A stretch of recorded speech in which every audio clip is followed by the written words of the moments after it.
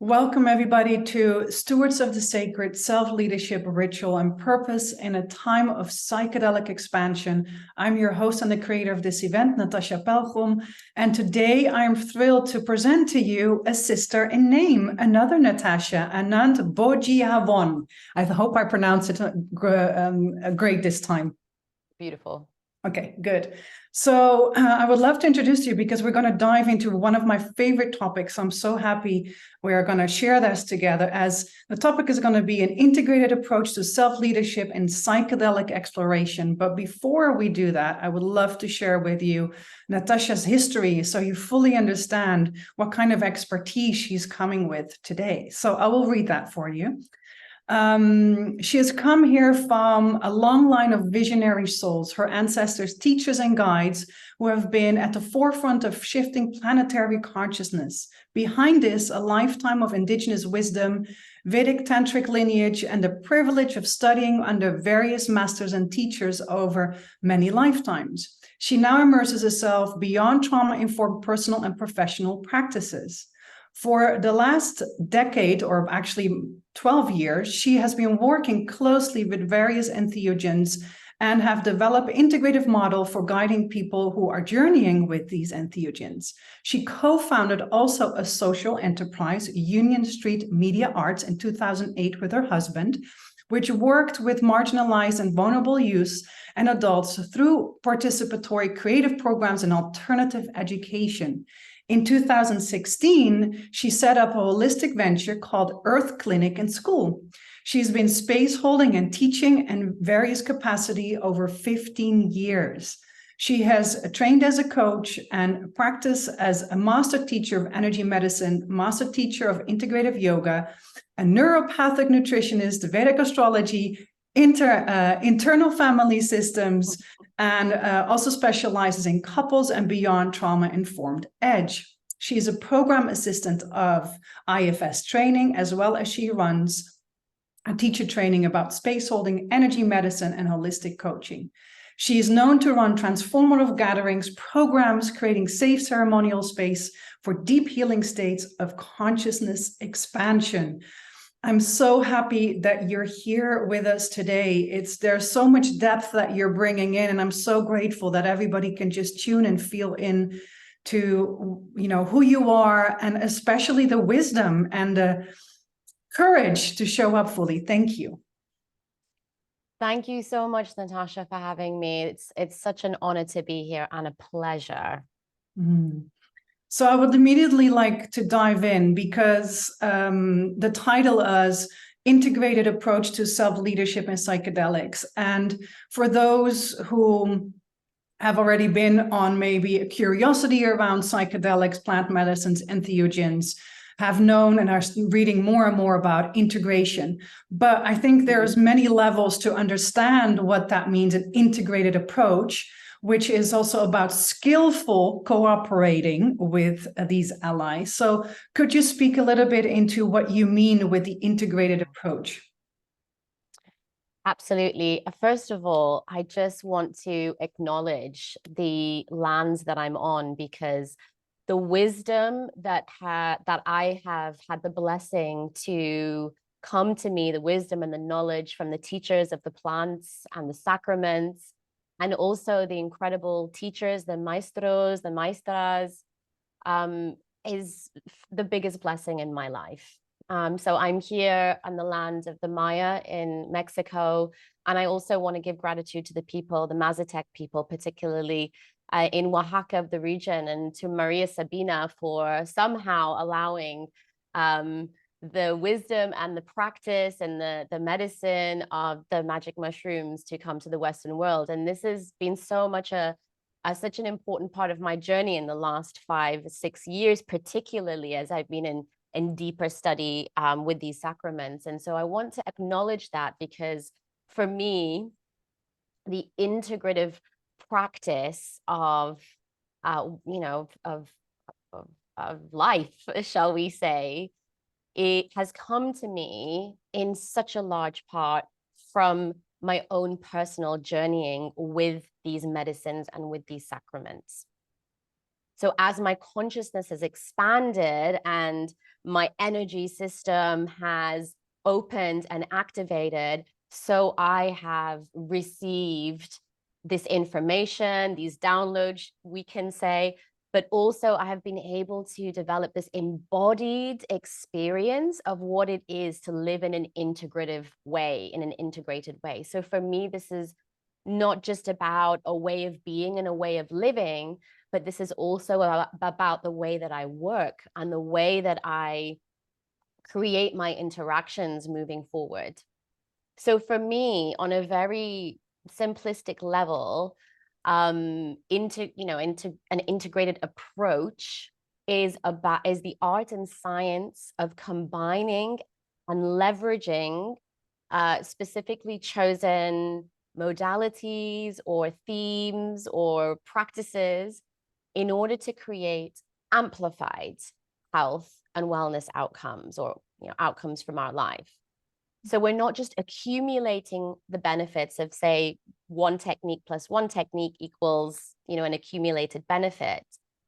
We are carefully bringing together specific techniques or tools or practices, and we are amplifying and multiplying the effects of those as we bring them together in a specific way. And that has powerful effects that can, fast track or even leapfrog our process when practiced safely. It also has the potential, I believe, to create a deeper resourcing for ourselves and stabilizing for our being, which makes it safer for us to, say, journey with psychedelics or, just get on with our lives. So an example I can give is that when I'm working with my clients doing intensive trauma therapy using the backbone of internal family systems and energy medicine that I do in therapeutic sessions, I will also often suggest and guide my clients with specific pranayama and kriya yoga practices or chi practices. They'll have a particular set that they do for, say, 21 days alongside their sessions, which is they're designed to stabilize their energy, to energize them. Maybe if they tend to be a little bit hypo, or in a shutdown, it might help to just gently pick their energy up a little bit, or whatever is needed, so that they can go in deeper, safer, and have smoother integration between sessions. Because when we start doing this work, what I find is that our internal system starts to realize, oh, she's connecting. I'm connecting in, and all these hidden parts of me and lost parts of me that haven't had the opportunity to come up and be seen now get that I'm here for them, and they want to come up and be seen. So it can often be overwhelming at the start of trauma therapy as we recognize all of this stuff going on inside us. So bringing in practices and integrating them into that process helps us to really work with what's going on in a safer, smoother way. Beautiful. And leaning into specifically this topic that you're speaking into, and what I'm also hearing you say is about the importance of layering the experiences for psychological, physical, spiritual safety, but also for someone to really be able to understand what is arising. Is there something that you're seeing, for example, around what is not working, what is not the way to move around this or to approach this, and not necessarily with someone that has a diagnosis or specifically coming to work with trauma, but more in the general sense? What's coming to me is just to share just one of the fundamental, I suppose, laws of this work. And this is for me kind of almost like a human law, right? We have cosmic universal law, and then we get down into our planetary system and we start to understand what we are as human beings. And for me, it's really important for us as humans to stabilize the lower three chakras, to stabilize and connect in our root into the earth, to stabilize our sacral chakra and our solar plexus. So the sacral is our creative center. It's where we tend to store a lot of longer term energy, particularly burdens and energy of trauma, or the old stories and old patterns ancestrally, past life, all that kind of stuff that collapses into the body. And the solar plexus is more our day-to-day, shorter term energy that's stored there. This is what I believe in my practice. And when we start to do the work, if we can anchor in these energy generators, really connect into the earth, stabilize ourselves, and start to do the work to cleanse that energy, we're putting ourselves in the best position for, our journey moving forward. And so for me, when you mentioned, what is it that, we should be avoiding or shouldn't be doing, I always, I'm very mindful, and I observe that, we have a lot of this top heavy activity going on in the new age. There's a lot of very, so that the top 3 chakras are more for activating. So our heart, our throat, our third eye, and our crown. And particularly, I'm finding a lot of practices, a lot of workshops, retreats, sort of aimed at activating this upper, our third eye, the seat of our intuition, our crown, our connection to the spiritual realms, which is beautiful. But if we're not anchored in to this earth, if we're not connected in, if we're not grounded and rooted, and we're working to move that energy that we have collapsed into, move it down, then this activation, if this pulls us up, it can be very challenging for the body, number 1, and number 2, it can be very, very challenging for the mind. Mm-hmm. Because our mind is playing catch up. Yeah. Many of us who our energy systems are activating beautiful. We may even have lots of remembrance coming in to our system from activating from before.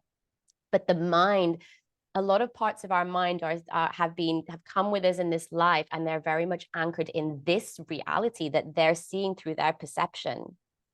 And this is why I use this integrative approach, because we've got to bring our mind and our body on this journey with us as we are opening our third eye, as we're journeying into these inner realms, into the inner cosmos, which, is taking us out into the cosmos.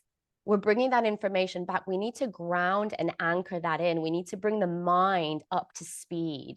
And this is where the integration work comes in. This is where the grounding, the connection to nature, those natural ways that we can recalibrate and teach the mind that we are safe and we are stable, and get the mind to really trust the being, the soul, and continue to co-create this journey, because we are, yes, we are whole, but we have these different parts of us that it's important for us to be aware and learn how to communicate with all the different parts of our being, so we don't become fragmented and distorted. The mind does not become fragmented and distorted. That's my number 1. It's very much a central part of my mission. Very good. And is this also part of, let's say, the model that you've developed for integrative approach of psychedelic journeying and integration? Could you speak a little bit more into that, what that model means? Absolutely. So I'm just respecting where we are as humanity and human beings. And right now we still live in a paradigm where fear is very much still an aspect of this dimension that we are in. And one day humans, we will have worked through all of this and transcended it. We'll be in a completely different energetic space. But for now, this is where we are. So for me, everything starts with the core of self-leadership. And I utilize different modalities to bring awareness to the self, to the soul, and to support my clients and teach my clients how to start to come back into the seat of their soul, to view from the perspective and vision of soul, and start to differentiate all of the different parts of the mind and the body. So that it's almost like, it's weird because it's kind of like we create a sort of almost separation, for lack of a better word, a bit of differentiation, a bit of distance, in order for the soul to see itself, right? So it sees itself through differentiating other parts in the system, parts of the mind. And then through that process, we can become whole again, because we can then come back to the seat of our power, to the seat of our soul, then actually communicate with our parts, with the parts of our mind. Oh, I've got a part of me that's holding a lot of anger. I have a part of me that's really, propelling my career into the future. I have a part of me that's very anxious. We have all these different parts, and we have very young parts that hold the burdens, hold the energy of trauma, and they get very pushed down and hidden in the system. And the journey that I take with my clients is to find those parts of us, retrieve those parts of us. So like doing a parts retrieval, retrieve those parts, help them release the burdens that they've been carrying, reprogram and repattern the memories, the neural pathways, and then reintegrate those parts back into the system. That's the core work that we do. And in order to do that, I utilize internal family systems, because I think it's, for me, the most succinct way. It's a step by step. It's very practical. When I'm working with a client, it's one-to-one training, literally. It's like I'm guiding them to speak to their inner world and speak to their parts, and getting that differentiation, unblending, and being able to do all the work that we spoke about before. Yeah. And I bring in the energy medicine tools and techniques. I particularly work with pranayama, kriya yoga, mantra yoga, because we are essentially light and sound in physical form. And so working with these tools helps us to repattern the frequency in our system, the different frequencies. I also work with nature very deeply, with earth keeping. So this is fundamentally about connecting to nature, making offerings into nature to come into sacred reciprocity with nature. So as we offer ourselves, we then can receive healing, an abundance of healing and consciousness expansion at a very basic level. And also combining other practices such as naturopathy, nutrition, maybe, and ritual and ceremony. So ritual and ceremony plays such an important role for me, particularly around journeying with psychedelics, but also just to help my clients to keep remembering to come back to their role as the creator in their lives. Yeah, beautiful. And I'm so excited to hear you speak, because my system is going, yes, yes, yes, yes. We could go so many directions, but I really would love to just lean into the aspect of the deeper understanding, because yes, there are so many components and that are important to understand on a psychological level, but the energy system and the hygiene around that and the education around that and energy awareness. What I've personally seen, I'll share a little story, is that what I've personally seen in the work is that the first thing we need to do is really mend. It's almost like the routing between the individual and the nervous system, but also the energetic system back to the earth. Otherwise, there is no energy to be able to even do anything or learn a new skill or maybe transmute. So that what you're speaking into is really that education is so important. So what do you see where the importance of that? So as you were speaking, I was just reflecting on also something so important, which is that this isn't just applying for our clients, right? This is very much for us as practitioners. Any kind of practice, doesn't matter if you were a guide, or you're an integration coach, or you're a Reiki practitioner or a counselor, if you're holding space in some way, right? So what you're saying for me directly applies to both of us. Excuse me.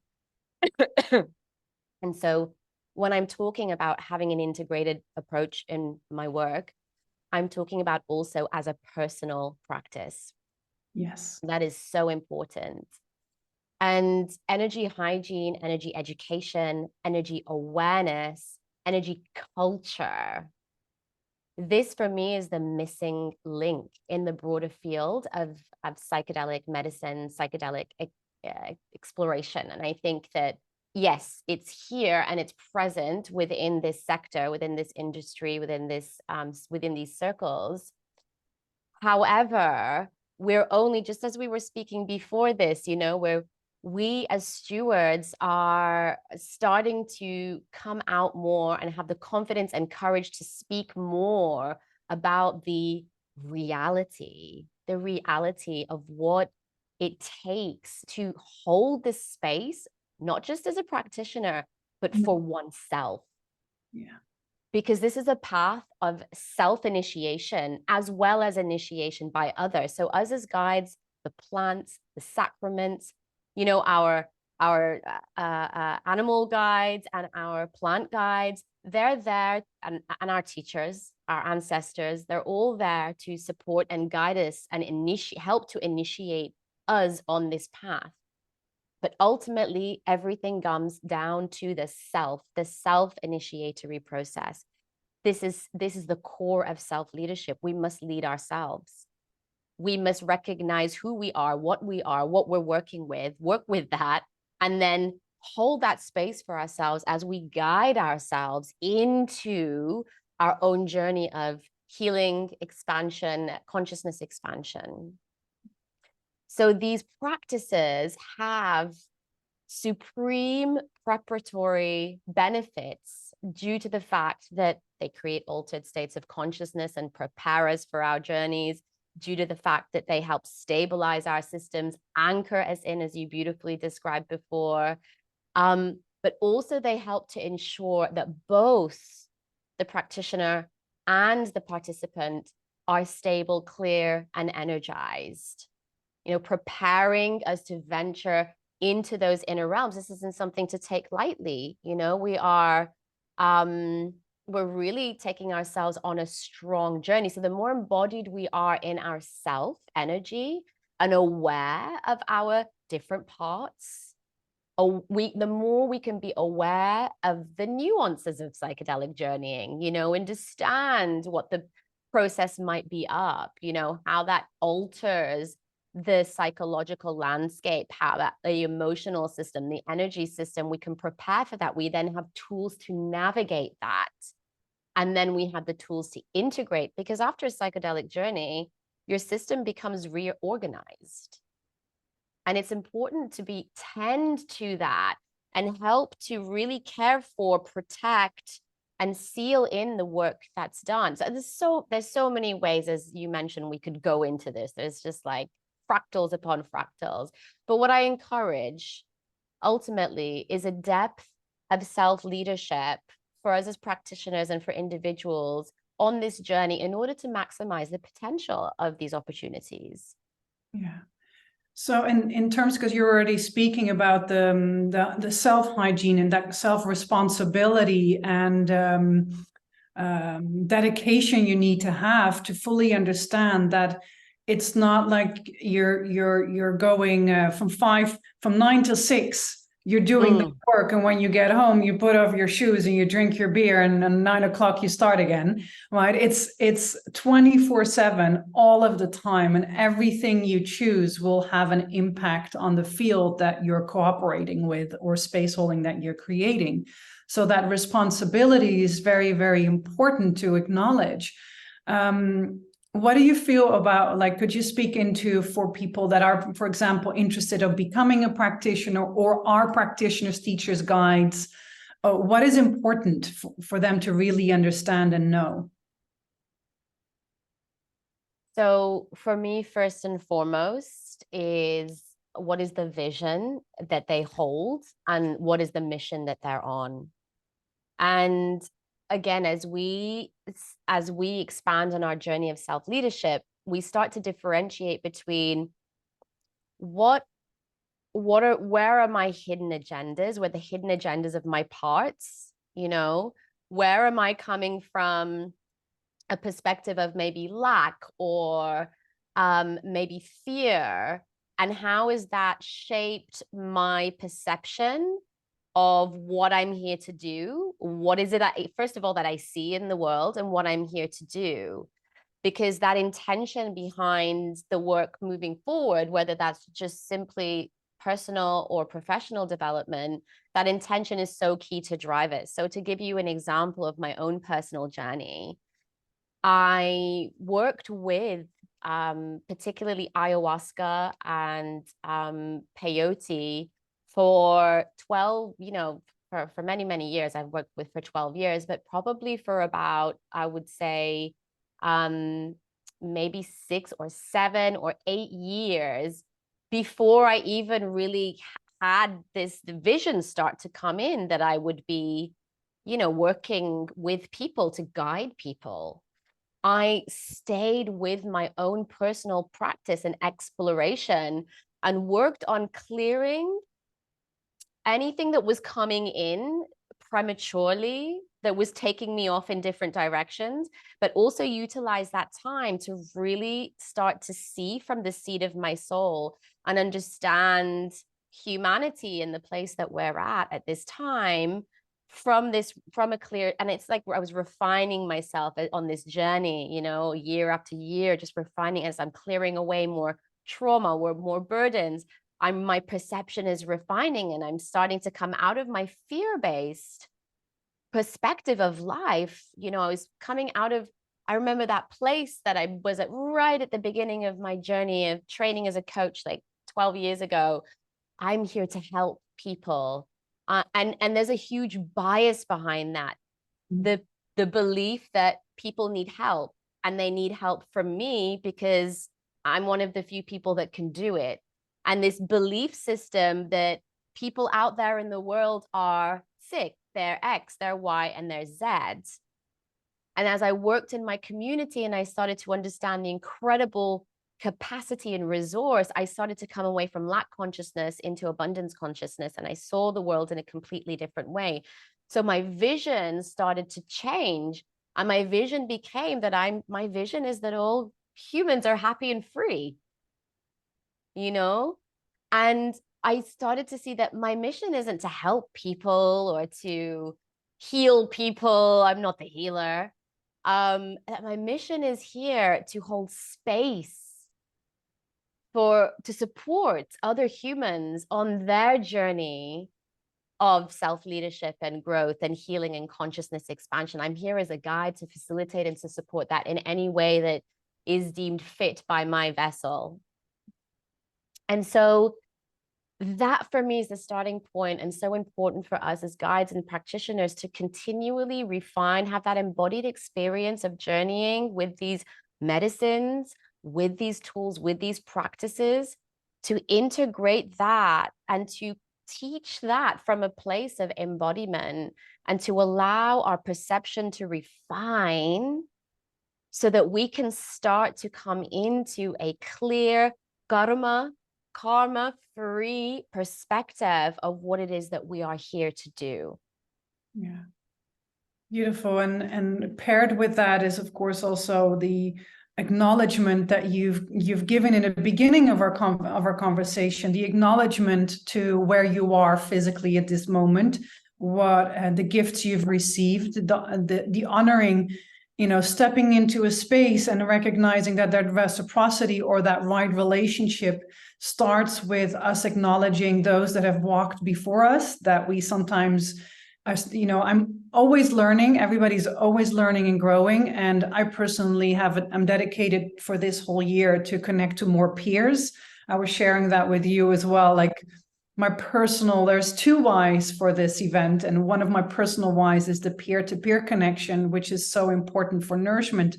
to learn together and hold that space. And then that responsibility in there is also what you're naming about going deeper into that right relationship, and basically what's stewardship.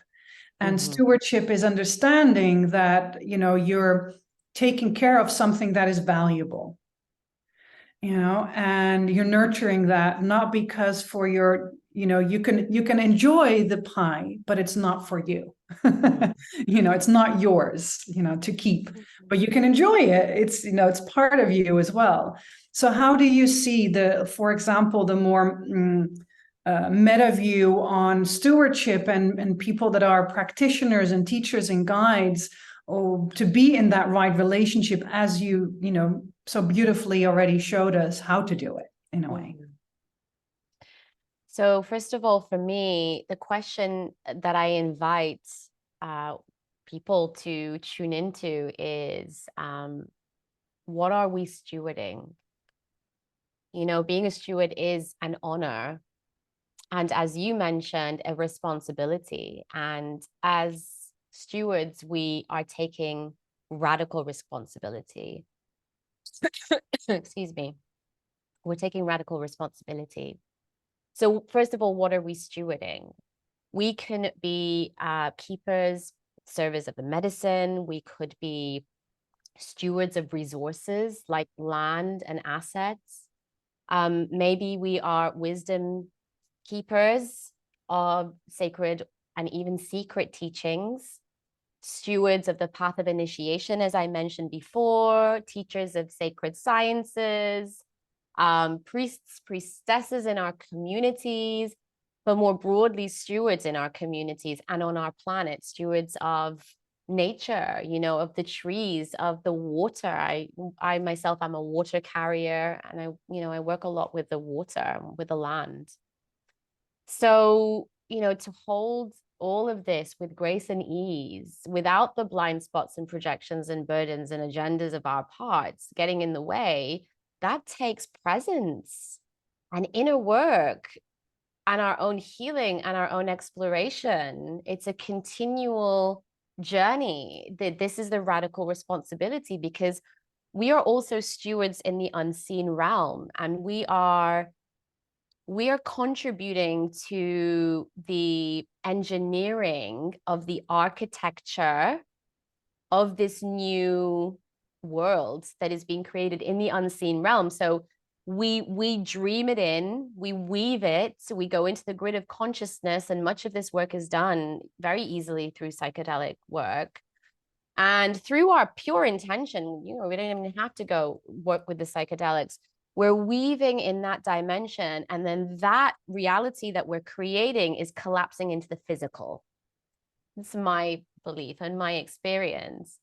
And so we're also stewards of that. We are hands like a relay race. We're like reaching behind us and taking the baton from our ancestors, from the ancestors of the land, from all of that wisdom and from the teachings we've received, and we're taking that, and in this life they're slowly bringing this baton forward, and then we're ready to pass it on to the next generation in front of us.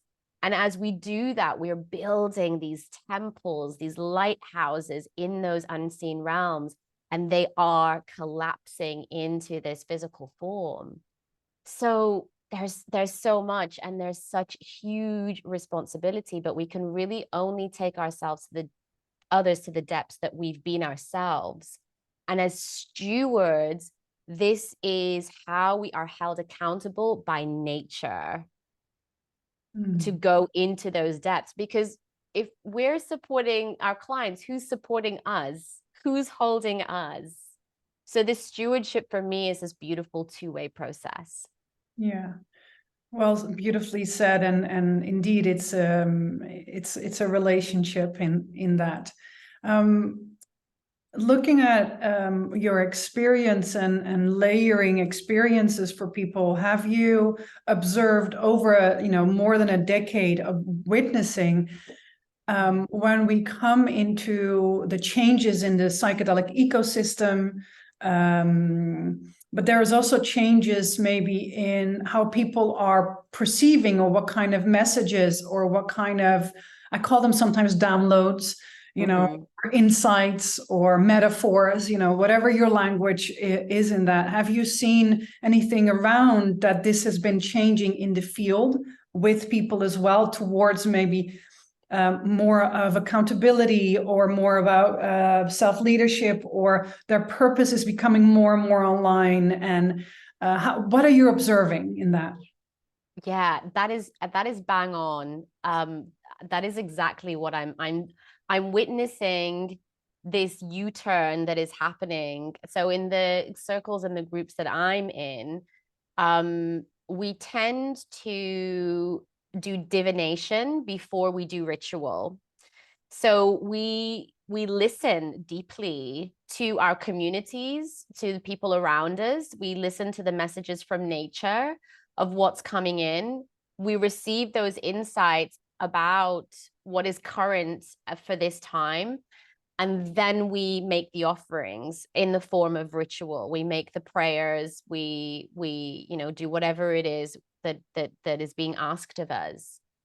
And in these processes, the themes and the topics that I'm observing coming up are all about doing the U-turn and seeing what is within us as practitioners, or, what is alive within us, our hidden agendas, our working on those parts of us that are still burdened, that are still keeping us in an old fear-based system that's impacting the work that we do with our clients. And so I'm witnessing this incredible cleansing that's going on in the field so that we can really respond to humanity and to this planet, because, it's really being asked of us. So I'm absolutely seeing that as a main theme, and self-leadership is at the heart of that. Again, coming back into the seat of our soul, remembering who we really are, and differentiating between the fears and belief systems that are actually very old and are dropping away. So yeah, absolutely. What an amazing time for this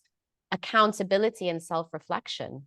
Yeah, beautiful. And we're almost coming to our end, but I would love to ask you if there is anything that you would like to share that maybe we haven't touched or I haven't asked, or anything that has come up where you go like, oh yes, this. I guess the remaining thing for me is, I always love to share really like practical stuff, practical ways, because most of I work solely on my one-to-one work, taking my clients into deep dive therapeutic journeys. I work mainly with practitioners, people who are guiding other people in some way. And what I'm witnessing with those who are coming to me is that we're part of this paradigm shifting movement, which has, self-leadership at the very heart of it, has ritual and ceremony and integrative work at the very, very heart of it. As more people are recognizing that it's crunch time on planet Earth. We have more people waking up to themselves. We have a bigger caseload potentially, but at the same time, as practitioners, we know we need to step out of the old way of doing things. We need to, we need more time for ourselves, for our self-care, for our own training and upgrading, and to live our lives and have fun as well. So we have to do our work, which is increasing and is becoming also more intense, but with less time. So we have to become savvy. We have to be very intelligent about how we work, so we work efficiently and effectively with our clients. And this is what I'm calling this movement of paradigm shifting practice in this field. So when my clients come to me and they say, well, like, how can I facilitate myself through this process? I just want to bring it back to that self-leadership is at the very heart and core of this work, and that this journey never ends. This is something that we take into our next life with us, or the next part of our journey with us. And it's so important to get support and get help from a mentor or a supervisor. I see so many beautiful, well-intentioned people in this sector doing incredible work, but many don't even have a supervisor, somebody that they can pick up the phone to, that they can have structured sessions with to go into what's coming up for them. So important in this day and age to have that level of support, to have a network around of people that you can have these kinds of interactions with, that you can ask for the kind of advice that you want in the way that you want to receive it, that's going to be helpful for you, to get deeply intimate with your own energy system, become embodied with the practices that you're giving to people, that you're sharing with people, to honor that path of initiation, honor the way of the oral tradition, the way that we were handed down these practices,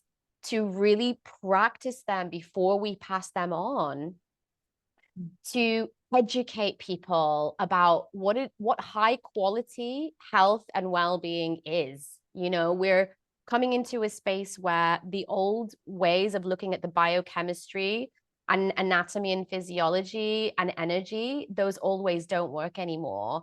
We need to start looking into the deeper aspects and layers of our field, our plasmatic field, our electrical body, the quantic level of our being, how charge and electricity works, you know, our connection to the stars and the planets and all of that, which is driving all of our systems. So really starting to find the missing links in your practice that you can integrate and start to lead from this new place, and hold that space for yourself as you journey deeper and deeper into your life and into your position as being a space holder for others. That's what I'm here to do, is to inspire our journey as light bearers and as guides. Thank you so much for being here, taking the time out of your precious day to share. It was so lovely. Thank you so much. You are so welcome. It is such an honor. I am in awe of the work that you're doing to just get these voices out there and these ideas. And I just really am deeply grateful for that. And thank you for inspiring me also to have the courage to step forward and to speak. Thank you.